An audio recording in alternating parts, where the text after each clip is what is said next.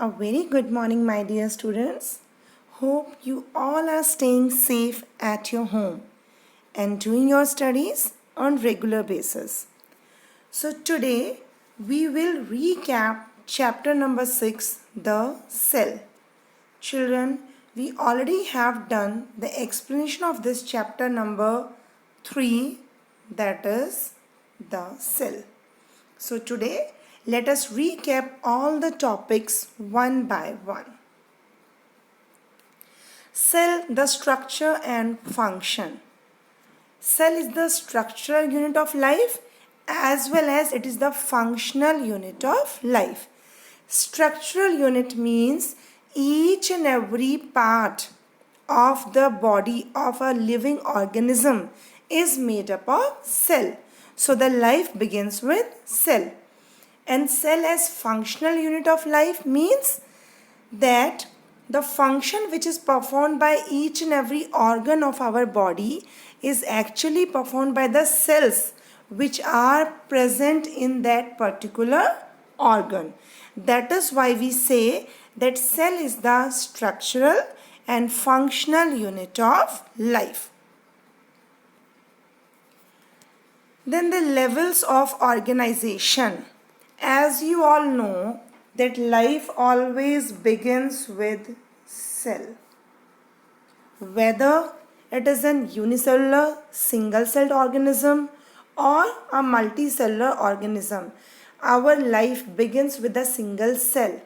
And what do we call that single cell? Zygote. And that single cell zygote, after repeated divisions, converted into a complete organism. This is known as hierarchy, the levels of organization. As you can see here, the cells combine together to form the tissues. Tissues combine together to form the organs. Organs combine together to form the organ system. And organ system together forms a complete organism, whether it is a plant or animal. So these are the levels of organization where the life begins with a single cell. Then what is a cell? The proper definition of cell is, a cell is the basic structural and functional unit of life. You can learn this definition in two parts. Cell is the structural unit of life and functional unit of life. Then comes the discovery of cell. First of all, the scientist, the biologist, Anton van Leeuwenhoek. Anton van Leeuwenhoek, he has developed his own simple microscope and he was the first person to observe the cell. After that came another scientist or biologist in 1665, Robert Hooke. Then Robert Hooke also has developed his own simple microscope and he has also observed the cells. So both of them have observed the cell, but the term cell was coined by Robert Hooke for the first time. So if the question is asked, thus who has developed the first simple microscope, the answer is Anton van Leeuwenhoek. Second question, who has seen the cells under the microscope or observed the cells under the microscope for the first time? Again the answer is Anton van Leeuwenhoek. But if this question asked that who has coined the term cell, then the answer will be Robert Hooke. So this is about the discovery of cells. And children, one more thing, both these scientists, Leeuwenhoek as well as Robert Hooke, they have discovered and developed their own simple microscope with simple 1 or 2 lenses.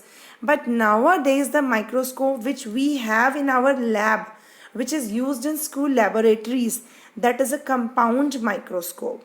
So which microscope is used in school laboratories? Compound microscope. Then the next topic, the type of cells on the basis of the number. There can be two types of organisms on the basis of the number of cells present in the body. The first, unicellular organisms. As the term indicates, uni means one. So the body is made up of one or single cell. Like you can see the examples, euglena, paramecium, yeast, bacteria, amoeba. These all are the examples of unicellular organisms, the body of which is made up of a single cell. I repeat the examples: euglena, paramecium, yeast, which is a type of fungus, bacteria, amoeba. They all are the examples of unicellular organisms. The second type of organisms are multicellular organisms. As the term indicates, the body is made up of more than one cell. Multi means many. Uni means one. Multi means many. So the body is made up of more than one cell.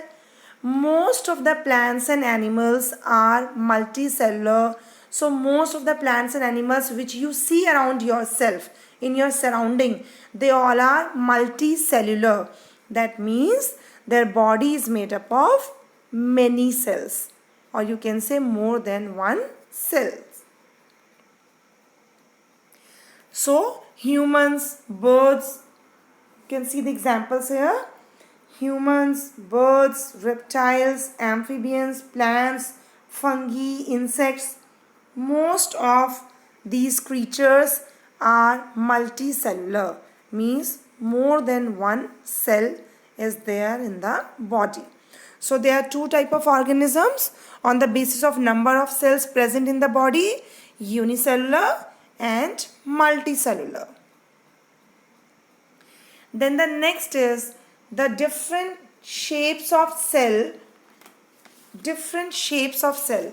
Now cells are of different types on the basis of their number, the shape, as well as their size. So different shapes, as you can see here, you can observe under the microscope the different shapes of cell of the different plant parts and animal parts.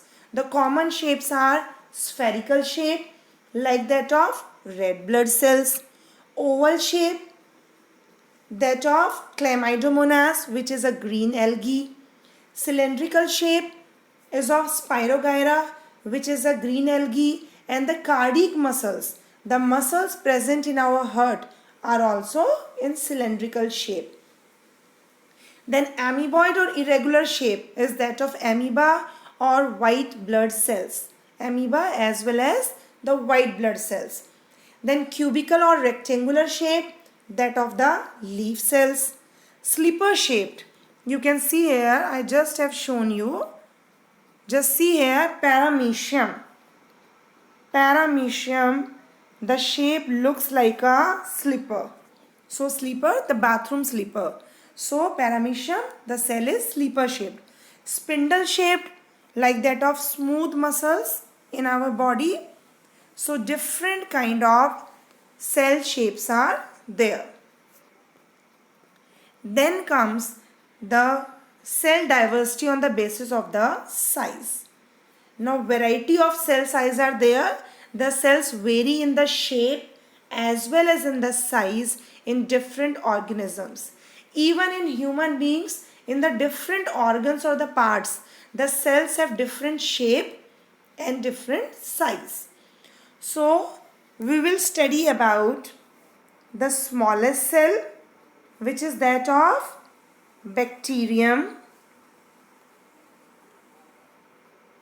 Bacterium, the smallest cell. Then the longest cell, that of neuron or nerve cell. And the largest cell is that of ostrich egg. So smallest cell, bacteria, longest cell, nerve cell or neuron, and the largest cell is that of ostrich egg. After that came the cell theory, which was formulated by three scientists. Now look here carefully. Schleiden, Schwann and Virchow. Schleiden, Schwann and Virchow, these are the three scientists who have formulated the cell theory. Now what are the main points of cell theory? Let's discuss. The main points of cell theory. First, all living organisms are made up of one or more cells. Second, cells are the basic structural and functional unit of life. Third, all cells arise from pre-existing cells. Means the cells which are already present, they can give rise to the new cells by repeated division. So these are the three main points of the cell theory. First, all living organisms are made up of cells. Second, cells are the basic structural and functional unit of life. And third, all cells arise from pre-existing cells. Next comes the type of cells. There are two types of cells, prokaryotic cells and eukaryotic cells. Now what do you understand by these terms? Prokaryotic cell lacks a nucleus or the membrane bound structure. As you all know that in every cell present in the center nucleus, and the nucleus is surrounded by nuclear membrane. But in prokaryotic cell, the nucleus is not surrounded by any nuclear membrane, and that is why it is known as nucleoid. For example, in bacteria. So bacteria is an example of prokaryotic organism. Then the second type is eukaryotic cell.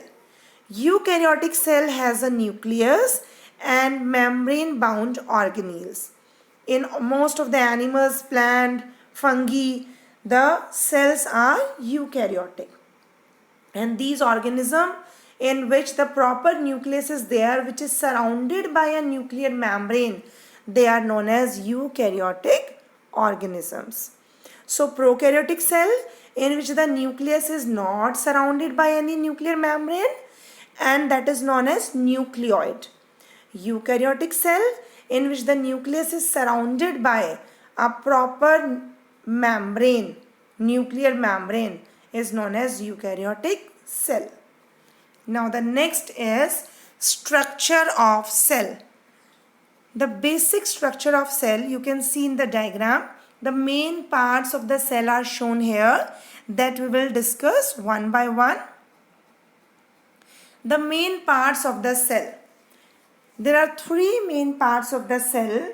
Plasma membrane, which is also known as cell membrane, nucleus and cytoplasm.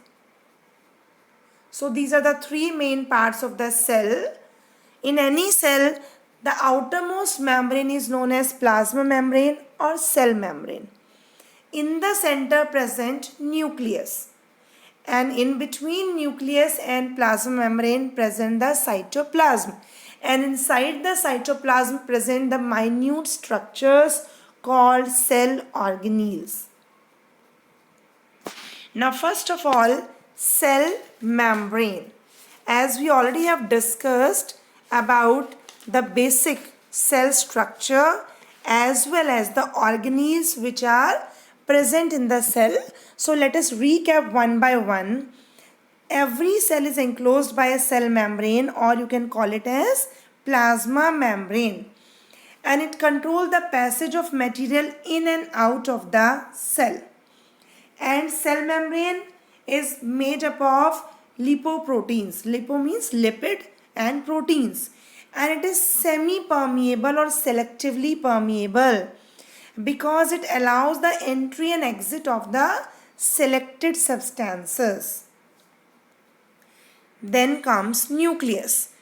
which is the control center of the cell, or you can say the brain of the cell, because it controls all the life processes of the cell. That is why nucleus is known as brain of the cell. And it contains DNA present on the chromosomes, DNA deoxyribonucleic acid, which can transfer the characteristics from parents to the offspring. Offspring means their next generation. So on the chromosomes present the genes, and on the genes present DNA, which transfer the characters from one generation to next generation. Then the cytoplasm, which is not an organelle, but all the organelles they reside means they live and float around in the cytoplasm. So all the cell organelles including nucleus is present inside the cytoplasm.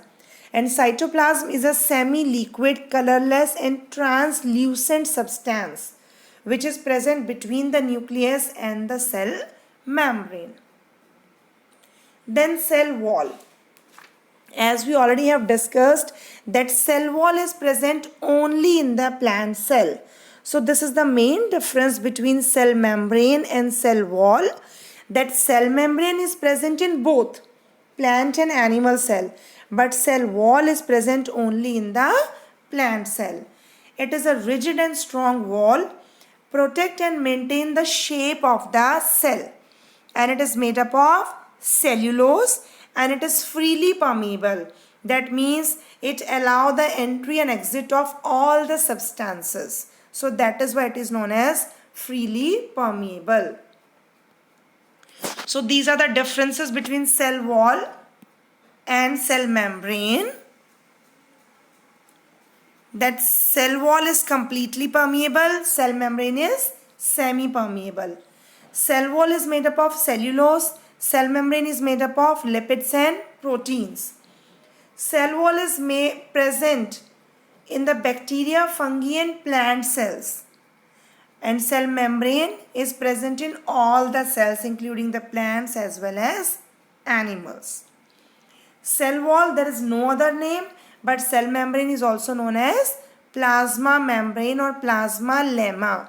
You can also call it as plasma lemma.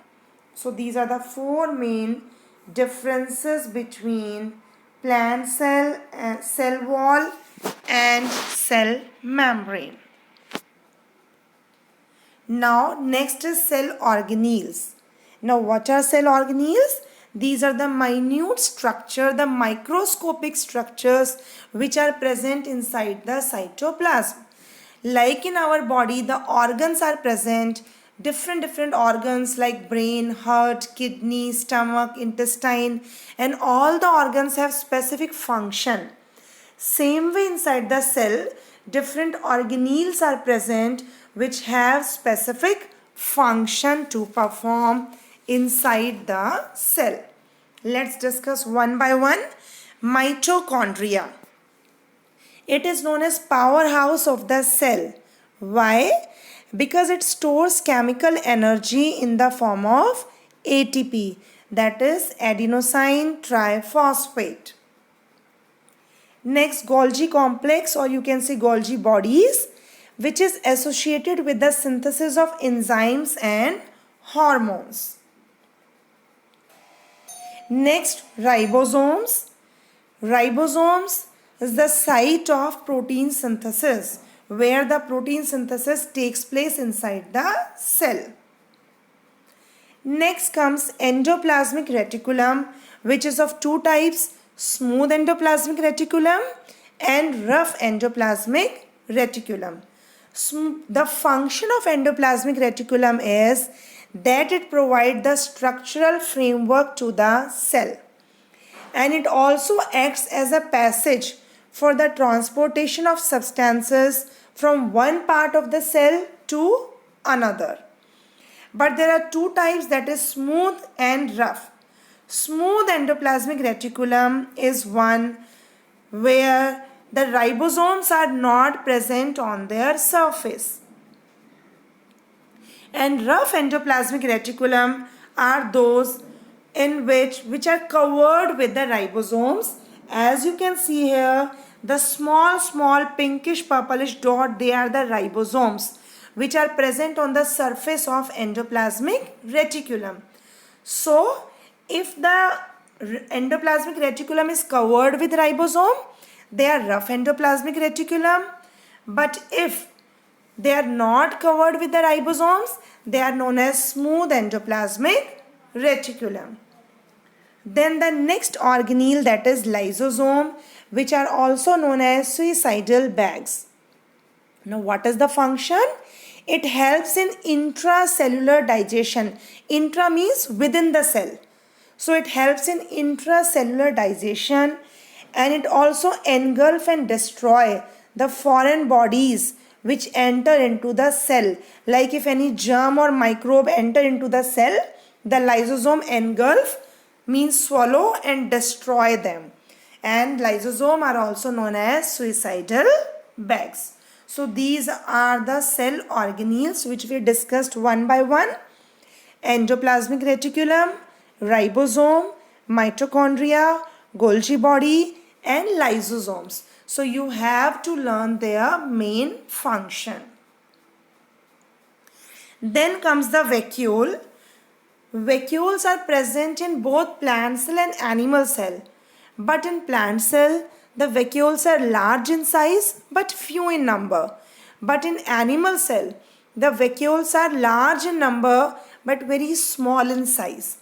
And as you can see here, the central vacuole, it is present only in the plant cell in the center.